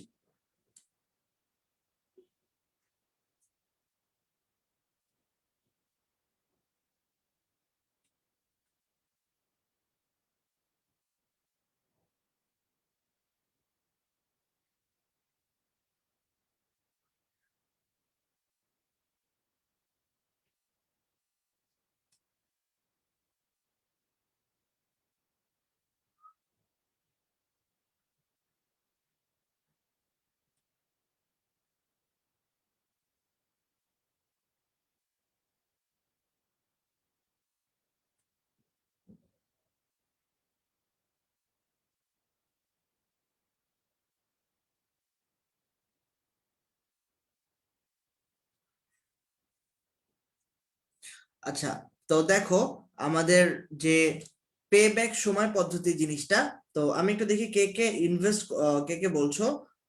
তো মেহেরুন নেসা শান্তা বলছো যে বিনিয়োগ আর টাকা কখন ফেরত আসবে তাই পেব্যাক পিরিয়ড। এরপরে আসে যে আমাদের ইনভেস্ট করা টাকা কতদিনে ফেরত আসবে, কত সময়ে সম্পূর্ণ টাকা ফেরত আসবে, তারপর কত বছরে বিনিয়োগের টাকা ফেরত আসবে, তানজিনা নাজদিন বলছো। তারপর জান্নাত জেরিন বলতো একটি নির্দিষ্ট সময় যে টাইমে বিনিয়োগ টাকা ফেরত পাবো। তারপর নূর আহমেদ বলছো বিনিয়োগকৃত অর্থ ফেরত আসাকে। তারপর রাহাত বলছো বিনিয়োগকৃত টাকা কত সময়ের মধ্যে ফেরত আসবে। তারপর মাহমুদ রয়েছে, তন্ময় রয়েছে, আমাদের সাথে ফাইজার রহমান, ইশরাত খান আনিকা, তারপর সাগর ইফতেখার, এরপরে তানভীর আলম। হ্যাঁ, সো তোমরা যারা যারা বলছো তাদের সবারটা ঠিক। তো এটা নিয়ে অ্যাকচুয়ালি আমরা এখন আলোচনা করব, সেটা হচ্ছে যে পেব্যাক সময় পদ্ধতিটা। আমরা জাস্ট একটা এক্সাম্পল দেখবো। তোমরা যেটা বললে এটা কিন্তু পুরোপুরি ঠিক হয়েছে, সো আমি আশা করে নিতেই পারি যে তোমরা কিন্তু ম্যাক্সিমামই এই পেব্যাক পিরিয়ড সম্পর্কে তোমাদের ধারণা রয়েছে। তো দেখো এই পেব্যাক পিরিয়ডটা যেটা হলো সেটা মনে করো তুমি আজকে কোথাও ইনভেস্ট করলে। তো মনে করো তোমার যে ইনভেস্টমেন্ট, এটার যে পরিমাণ, এই ইনভেস্টমেন্টের পরিমাণ মনে করো 5,000 টাকা। সো এই 5,000 টাকা প্রথম বছরে তুমি পেলে 2,000 টাকা, দ্বিতীয় বছরে তুমি পেলে 2,000 টাকা, এবং তৃতীয় বছরে গিয়ে তুমি পেলে 1,000 টাকা। তো সব মিলিয়ে তোমার পেব্যাক, তোমার ইনভেস্টমেন্ট কত দিনে ফেরত আসছে, তার মানে 3 নাম্বার বছরে গিয়ে কিন্তু তুমি 5,000 টাকা পেয়ে যাচ্ছ। এটাকেই বলা হচ্ছে পেব্যাক পিরিয়ড। তার মানে হচ্ছে তোমরা যেটা বললে যে বিনিয়োগকৃত আসল কত দিনে ফেরত আসবে সেটা নির্ণয় করাকে কিন্তু পেব্যাক সময় পদ্ধতি বলা হয়, এবং এই ম্যাথের ক্ষেত্রে কিন্তু পেব্যাক সময় পদ্ধতি হচ্ছে 3 বছর। সো এটাই হচ্ছে মূলত আমাদের পেব্যাক সময় পদ্ধতি। তো এই আশা করি যে পেব্যাক সময় পদ্ধতি কাকে বলে এটা তোমরা বুঝতে পেরেছো উদাহরণ সহকারে, এবং অলরেডি কিন্তু তোমরা জানো ওই ব্যাপারে। এরপরে আসে নিট বর্তমান মূল্য বা নেট প্রেজেন্ট ভ্যালু কাকে বলে। তো নিট বর্তমান মূল্য কিন্তু আমরা জানি যে ব্যাপারটা যদি এরকম হয়, একটু মনোযোগ দিয়ে দেখো, এই নিট প্রেজেন্ট ভ্যালুটা কিন্তু ভুল করে থাকে। নিট প্রেজেন্ট ভ্যালু মনে করো তুমি কোথাও 100 টাকা ইনভেস্ট করলে। 100 টাকা ইনভেস্ট করার পর এরপরে প্রথম বছরে গিয়ে তোমার যে তুমি টাকা পাচ্ছ সেটা হচ্ছে ধরো 20 টাকা। সো এটা কিন্তু তোমার ইনভেস্টমেন্ট, এটা কিন্তু কোনো রিটার্ন না। প্রথম বছরে এই যে রিটার্ন, এটা হচ্ছে তোমার রিটার্ন 20 টাকা। দ্বিতীয় বছরে গিয়ে আমি ধরলাম তুমি পাচ্ছ 70 টাকা। তৃতীয় বছরে গিয়ে তুমি পেলে 80 টাকা। তার মানে আমি আবারও বলছি 100 টাকা হচ্ছে তোমার বিনিয়োগ প্রথম বছরে, এটা হচ্ছে তোমার রিটার্ন সমূহ, বা হচ্ছে ধরো তোমার আমি মুনাফা ধরতে পারি, বা এটা হচ্ছে আয়। তার মানে হচ্ছে এটা আমি আয় ধরলাম। সো তোমার বিনিয়োগ হচ্ছে 100 এবং আয় হচ্ছে 20, 70 এবং 80। এখন এখান থেকে যে জিনিসটা করতে হবে সেটা হচ্ছে তোমাকে নির্ণয় সো করতে হবে। এই যে দেখো প্রথম বছরে 20 টাকা পেলাম, ধরলাম আমার যে বাট্টার হার এটা 10%, বাট্টার হার 10%। তো এখন আমাদেরকে কি করতে হবে, যে কাজটা সেটা হচ্ছে যে প্রথম বছরে আমার যে আয়ের হার সেটা কিন্তু ছিল 20 টাকা। এরপরে যে আয় ছিল 20 টাকা, দ্বিতীয় বছরে 70 টাকা, এবং তৃতীয় বছরে কিন্তু ছিল 80 টাকা।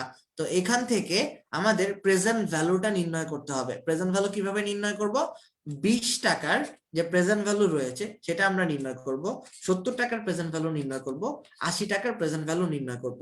সো তোমরা যদি পারো তাহলে একটু আমাকে এখন জানাতেও পারো যে 20 টাকার 1 বছর পরে যদি 10% সুদের হার হয় বা বাট্টার হার হয় তাহলে প্রেজেন্ট ভ্যালুটা কত হবে। আমরা কিন্তু অলরেডি 3rd চ্যাপ্টার কমপ্লিট করে এসেছি, তো আমি এইটুকু আশা করতে পারি যে তোমরা সবাই এই সম্পর্কে জানো যে কিভাবে 3rd চ্যাপ্টার করতে হয় বা টাইম ভ্যালু অফ মানি করে। সো তার মানে কি হলো যে আমার 20 টাকার প্রেজেন্ট ভ্যালু বের হবে, 70 টাকার প্রেজেন্ট ভ্যালু বের হবে, 80 টাকার প্রেজেন্ট ভ্যালু বের হবে। এইটা যখন বের হবে এরপরে 100 দিয়ে এটাকে মাইনাস করতে হবে। তো চলো আমরা জিনিসটা একটু আরো ক্লিয়ার বুঝি যে কিভাবে করতে হয়। মনে করো 1 বছর পরের 20 টাকার যদি 10% যদি সুদের হার হয় তাহলে প্রেজেন্ট ভ্যালু কত হবে। তো আমরা কিন্তু এটা নির্ণয় করা শিখেছি অলরেডি। তাহলে 1.10 টু দি পাওয়ার 1, এরপরে আসে 20 ভাগ যদি দেই তাহলে কিন্তু থাকে 18.18। তো আমি ধরে নিলাম 19 টাকা। এরপরে আসে 70। তো 1.10 টু দি পাওয়ার 2 এরপরে আসে 70 ভাগ অ্যান্সার। তো তার মানে এখানে কত আসে, প্রায় 58 টাকা। এরপরে আসে আমাদের 1.10 টু দি পাওয়ার 3। তো এরপরে 80 ভাগ যদি অ্যান্সার দিই তাহলে কত আসে, তাহলে আসে 60 টাকা। তো আমরা যদি এখন তিনটাকে যোগ করি তাহলে কত দাঁড়াচ্ছে, তাহলে 19 যোগ 58 যোগ 60। তো তার মানে এখানে কিন্তু মোট যে দাঁড়াচ্ছে সেটা হচ্ছে 137। তো তার মানে কি হবে দেখো, আমাদের নিট যে এটার যে প্রেজেন্ট ভ্যালু, এটার কিন্তু প্রেজেন্ট ভ্যালু হলো 137 টাকা। আর আমি ইনভেস্ট করেছিলাম কত? ইনভেস্ট করেছিলাম কিন্তু 100 টাকা। তো তার মানে 37 টাকা কিন্তু আমার এই প্রজেক্টে অলরেডি বেশি আছে। তো জিনিসটা আবার বুঝো, এটাকে কি বলে? জিনিসটা হচ্ছে এরকম যে আমরা ইনভেস্ট করেছিলাম 100 টাকা, এখান থেকে ভবিষ্যতে যে টাকাগুলো আমরা পাবো, এই ভবিষ্যতে যে টাকাগুলো আমরা পাবো, এই ভবিষ্যৎ টাকাগুলো যে বর্তমান মূল্য, এই বর্তমান মূল্যটা কিন্তু হলো 137 টাকা। আর আমরা যে ইনভেস্ট করেছিলাম সেটা কিন্তু 100 টাকা। তো তার মানে অলরেডি 37 টাকা কিন্তু আমরা বেশি পাচ্ছি, বা হচ্ছে আমার কোম্পানির মূল্য কিন্তু 37 টাকা বেশি হচ্ছে। সো আমি আশা করব এই জিনিসটা সম্পর্কে তোমরা পুরোপুরি ক্লিয়ার যে আমাদের এনপিভি কাকে বলে। তার মানে হচ্ছে নিট প্রেজেন্ট ভ্যালু মানে হচ্ছে ভবিষ্যতে যে আমি টাকাগুলো পাবো, যে আমাদের আয়ের আয় থাকবে, এই আয়গুলোর সাথে বর্তমানে যে ইনভেস্ট করেছি ওটা আমরা মাইনাস করার পর যে টাকাটা থাকবে সেটাই হচ্ছে আমাদের নিট প্রেজেন্ট ভ্যালু। এখন এটা মাইনাসেও থাকতে পারে, এটা প্রেজেন্টেও থাকতে পারে। তো আমি একটু আশা করবো তোমরা এই জিনিসটা সম্পর্কে যদি ক্লিয়ার হও, তাহলে আমাকে একটু তাড়াতাড়ি জানিয়ে দাও যে এই জিনিসটা সম্পর্কে তোমরা পুরোপুরি বুঝতে পেরেছো। এটা বুঝলেই আমরা পরে আন্ত আয়ের হার বা আইআরআর যে লাস্ট মেথডটা রয়েছে এটা সম্পর্কে আমরা দেখবো। তো আমাকে একটু জানাও যে তোমরা জিনিসটা বুঝতে পেরেছো কিনা।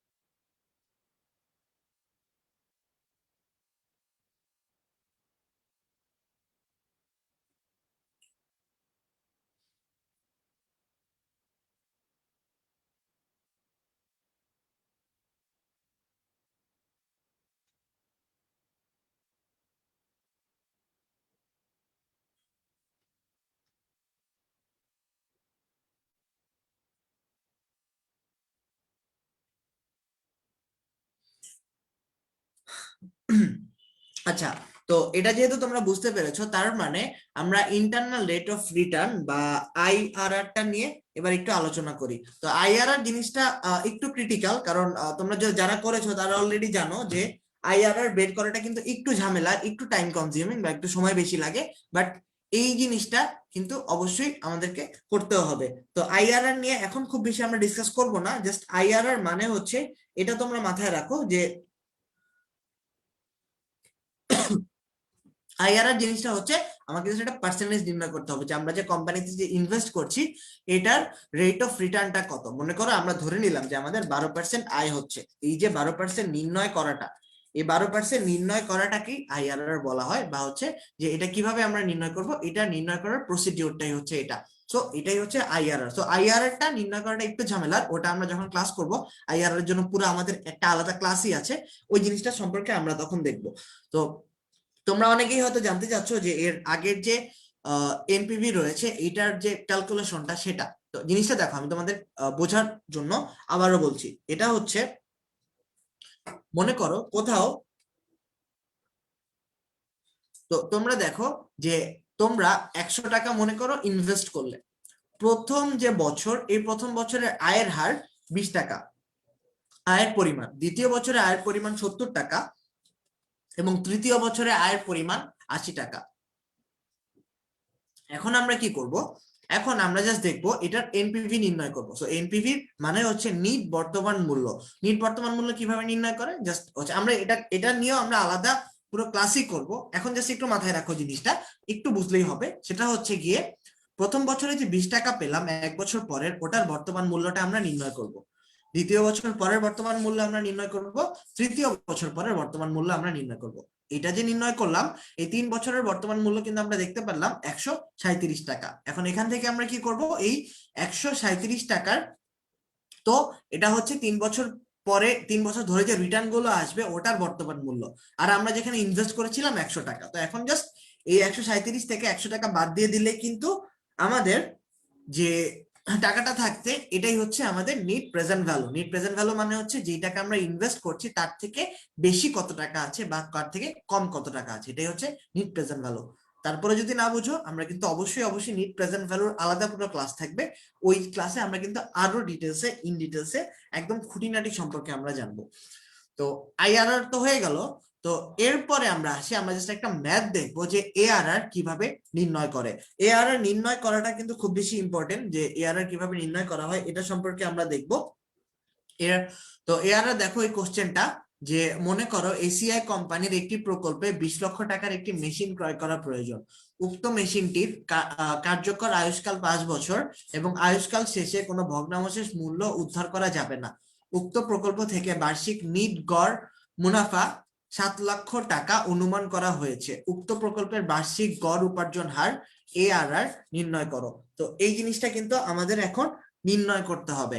তো এখন আমরা এটা কিভাবে নির্ণয় করব, এই জিনিসের কিন্তু এআরআর নির্ণয় করার যে ওয়েটা সেটা কিন্তু আমরা জানবো। তো তোমরা যদি কেউ আগে থেকে এটা পেরে থাকো, তোমরা কিন্তু অবশ্যই জানিয়ে দিবে তাড়াতাড়ি করে। তো তোমাদের এটা আমি প্রশ্ন পড়ার টাইমটা দিচ্ছি, তোমরা একটু মনোযোগ দিয়ে প্রশ্নটা দেখো যে এখানে কি বলছে। তো তোমাদের এই প্রশ্নটা মেবি ক্যামেরার জন্য একটু ঢেকে যেতে পারে, তো এটার জন্য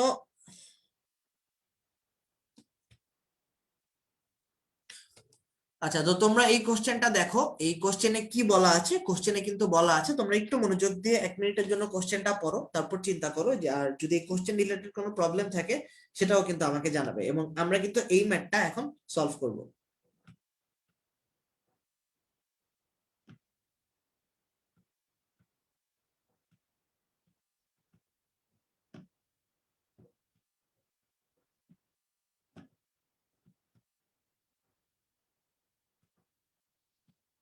তো দেখো এই যে এখানে কিন্তু আমাদের মূলত এআরআর টাই নির্ণয় করতে হবে। তো এআরআর আমরা কিভাবে নির্ণয় করব, এই সূত্রটা আমরা এখন দেখব।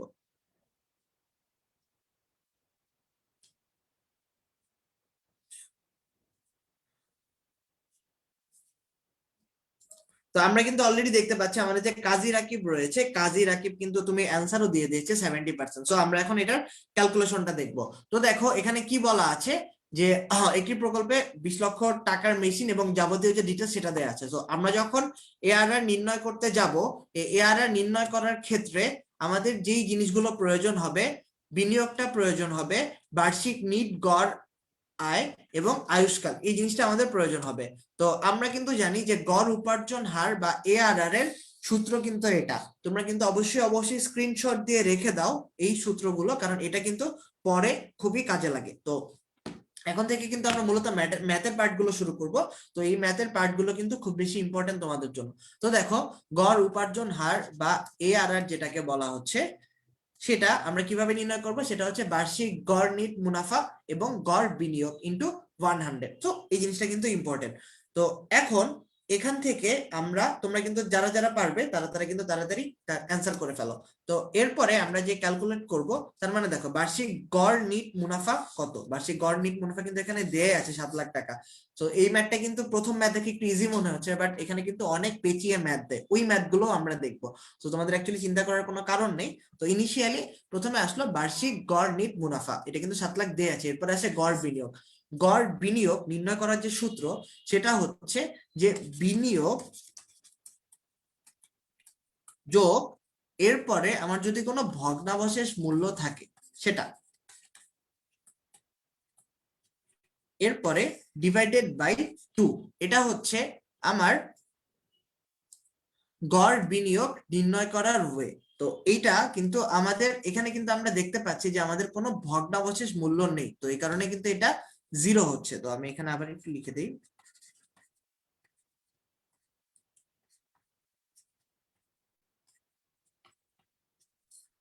ভগ্নাবশেষ মূল্য। তো দেখো এখানে এই ভগ্নাবশেষ মূল্যটা হচ্ছে 0 এবং বিনিয়োগ 2 লক্ষ টাকা ডিভাইডেড বাই 2।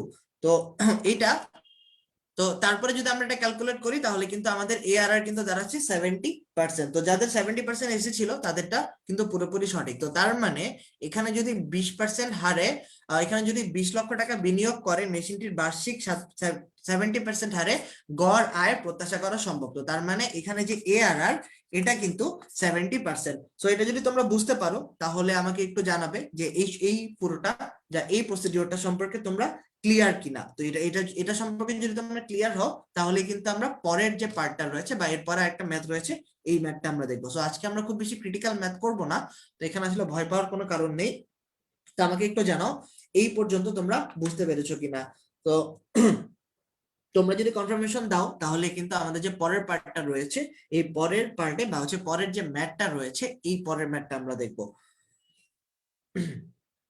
আচ্ছা, তো দেখতে পাচ্ছ অভি বলছো ক্লিয়ার, আসিফ বলছো ক্লিয়ার, হ্যাঁ। তো ইশরাত খান আনিকা তুমি বলছো ক্লিয়ার। তো তোমরা যারা যারা বুঝতে পেরেছো আর তোমরা যারা যারা কমেন্ট করছো এবং পার্টিসিপেট করছো বা ক্লাসে রয়েছো তোমাদের সবাইকে কিন্তু ধন্যবাদ। তোমরা যত বেশি পার্টিসিপেট করবে ততই কিন্তু অ্যাকচুয়ালি আমরা ক্লাসগুলো নেওয়ার জন্য ইন্সপায়ার্ড হই। তো আচ্ছা, তো আমার সাথে রাহাত, তারপর আমার সাথে তানজিনা রয়েছে। তো ধন্যবাদ তোমাদেরকে। তো চলো আমরা এবার যে পরের যে ম্যাথটা রয়েছে এটা দেখি। তো দেখো এখানে কি বলা আছে। আচ্ছা, তো আমি একটু দেখি আমাদের সাথে কে কে রয়েছে বা কে কে কমেন্ট করছো। আমি একটু সবার নাম নেওয়ার চেষ্টা করবো। আমাদের সাথে তানজিনা নাজনীন রয়েছে, মেহেদী হাসান রয়েছে, তারপর আমাদের সাথে ইয়াসির আরাফাত, তারপর ফাইজা রহমান, তারপর ওয়াহাব রিয়াজ রয়েছে, তারপর আমাদের সাথে তানভীর আলম রয়েছে। তো তোমাদের অসংখ্য ধন্যবাদ, তোমরা যে মনোযোগ দিয়ে তোমরা ক্লাসগুলো করো এবং তোমাদের যদি কোনো প্রবলেম থাকে তাহলে কিন্তু অবশ্যই সাথে সাথে আমাকে কমেন্ট করে জানাবে। তো অনেক সময় ইনিশিয়ালি কমেন্টগুলো পড়া সম্ভব হয় না, বাট আমি কিন্তু চেষ্টা করি যে ক্লাসের পর সবগুলো কমেন্টই পড়ার জন্য, যাতে করে কোনো জিনিস যদি বাদও থেকে যায় সেটা কিন্তু যেন আমরা নেক্সট ক্লাসে এটা নিয়ে আলোচনা করতে পারি। সো ওটা নিয়ে অ্যাকচুয়ালি মন খারাপ হওয়ার কিছু নেই যে কমেন্ট পড়া হচ্ছে না বা কমেন্ট দেখা হচ্ছে না। আর তোমাদের কিন্তু অবশ্যই অবশ্যই কোনো প্রবলেম থাকলে সাথে সাথে আমাকে জানাবে, কারণ লাইভ সেশনে তোমাদের সাথে ডিরেক্টলি আমার কথা হচ্ছে না, কিন্তু হচ্ছে যে তোমরা যদি কমেন্ট করো তাহলে কিন্তু সেটা আমরা দেখতে পাচ্ছি। তো এরপরে আমার সাথে নূর আহমেদ রয়েছে, তানভীর আহমেদ, তারপর এমডি আসিফ হিয়া। তো দেখো এখানে কি বলা আছে, প্রকল্পের বিনিয়োগের পরিমাণ 3,40,000 টাকা, প্রকল্পের আয়ুষ্কাল 8 বছর, উদ্ধারকৃত মূল্য 10,000 টাকা। তার মানে এটা কিন্তু ভগ্নাবশেষ মূল্য।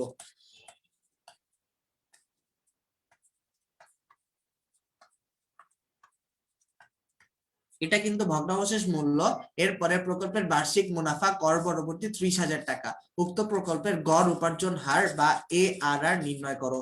তো আমি একটু আশা করি তোমাদের কাছ থেকে যে আমাকে একটু দেখো যে এই কোশ্চেনের অ্যান্সারটা তোমরা আগে ভাগেই করতে পারো কিনা, এটাও একটু কিন্তু আমাকে জানাও। তো যারা যারা আগে করতে পারো অবশ্যই ভালো, আর যারা যারা যাদের কোনো প্রবলেম রয়েছে তোমরা কিন্তু এই জিনিসটা মিলিয়ে নেবে আমার সাথে। তো দেখো আমরা এটা কিভাবে সলিউশন করব, কারণ অভি কিন্তু অলরেডি বলে দিয়েছো যে 68%। তো আমরা একটু ক্যালকুলেট করে দেখি আসলে এটা আসে কিনা। তো অলরেডি কিন্তু আমরা কি যে জিনিসগুলো দেয়া আছে এটা কিন্তু আমরা দেখতে পাচ্ছি, এবং গড় যে বিনিয়োগ এই গড় বিনিয়োগ কিন্তু এভাবে নির্ণয় করে। এটার সূত্র কিন্তু আমরা এর আগের যে পার্টটা রয়েছে এখানে কিন্তু আমরা দেখতে পাচ্ছি। তো এখন আমরা যেটা করব যে গড় বিনিয়োগটা কিন্তু দেখো এখানে বলাই আছে যে প্রকল্পের নতুন বিনিয়োগের পরিমাণ 3,40,000 টাকা এবং উদ্ধারকৃত মূল্য এবং যে ভগ্নাবশেষ মূল্য এই এটাকে অ্যাকচুয়ালি উদ্ধারকৃত মূল্যটাকেই বলা হয় ভগ্নাবশেষ মূল্য। তো এটা কিন্তু দেখো 10,000 টাকা। তো তার মানে 3,40,000 যোগ 10,000 এবং এরপরে কিন্তু আমাদের 2 দিয়ে এটাকে ভাগ করতে হয়। সো যেই মানটা থাকে সেটা হচ্ছে 1,75,000 টাকা। তো এইখানে তো তার মানে গড় বিনিয়োগ আমরা পেলাম 1,75,000 টাকা। তো এরপরে বাৎসরিক গড় নিট মুনাফা এখানে কত আছে, 30,000 টাকা। তো এটা কিন্তু আমরা এখানে বলাই আছে আমাদের যে প্রকল্পের বার্ষিক মুনাফা কর পরবর্তী গড় এটা আসে 30,000 টাকা। তো এটাও আমরা বসালাম। তো এরপরে এটা যখন আমরা 100 দিয়ে গুণ করবো তার মানে কিন্তু আমাদের যে পার্সেন্ট নেই সেটা আসছে 17.14%। তো তার মানে এটাই হচ্ছে আমাদের সেই কাঙ্ক্ষিত ARR বা এই যে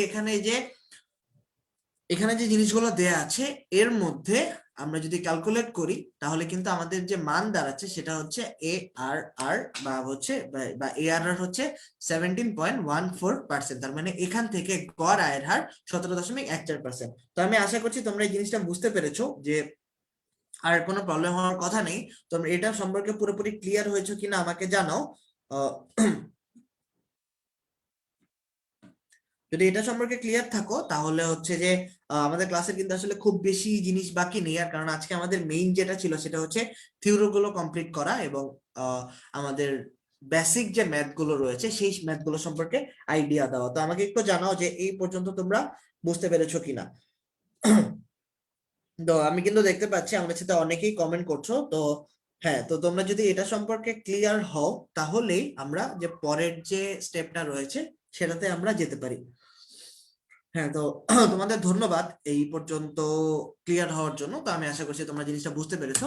তো তার মানে এরপরে তোমাদের কিছু এমসিকিউ রয়েছে, এরপরে কিন্তু আজকের ক্লাসটা শেষ হয়ে যাবে। তো এখন দেখো, এখানে বলা আছে মূলধন বাজেটিং কৌশলের সনাতন পদ্ধতি কোনটি। তো আমাকে একটু বলো তো যে তোমরা অলরেডি যেটা দেখলে যে মূলধন বাজেটিং কৌশলের সনাতন পদ্ধতি কোনটি। তো আমি একটু দেখতে চাই যে সবার আগে অ্যান্সারটা কে দিতে পারো এখানে। তো আমাকে একটু জানাও যে সবার এইটার অ্যান্সারটা কি হবে, যে মূলধন বাজেটিং কৌশলের সনাতন পদ্ধতি কোনটি।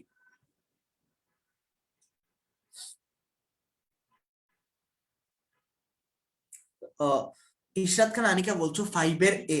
তো যেহেতু আমরা একদম লাস্টের পর্যায়ে চলে এসেছি, আমি একটু সবার কমেন্টই দেখতে চাই। তো তারপর মাহমুদ বলছো এ, রাহাত বলছো এ, তারপর জয়া ইসলাম বলছো এ, জান্নাত জেরিন বলছো এ, সাদমান হাফিজ এ, তারপর নূর আহমেদ 5 এর ক, রাহাত বলছো সি মূলধন বাজেটিং সনাতন পদ্ধতি, তানজিনা নাজদিন বলছো এ, ইশারা বলছো এ, তারপর হিয়া বলছো এ, তানভীর আহমেদ বলছো এ, সাজ্জাদ বলছো এ, তারপর তন্ময় বলছো এ। আচ্ছা, তো যারা যারা এই আনসার দিচ্ছ, তো আমরা একটু দেখি যে মূলধন বাজেটিং কৌশলের সনাতন পদ্ধতিটা অ্যাকচুয়ালি কি। তো আমরা কিন্তু জানি যে মূলধন বাজেটিং এর কৌশলের সনাতন পদ্ধতিটা হচ্ছে গড় মুনাফার হার বা ARR বা average rate of return. So তোমরা যারা যারা এই আনসার দিচ্ছ তাদেরটা কিন্তু পুরোপুরি সঠিক। এরপরে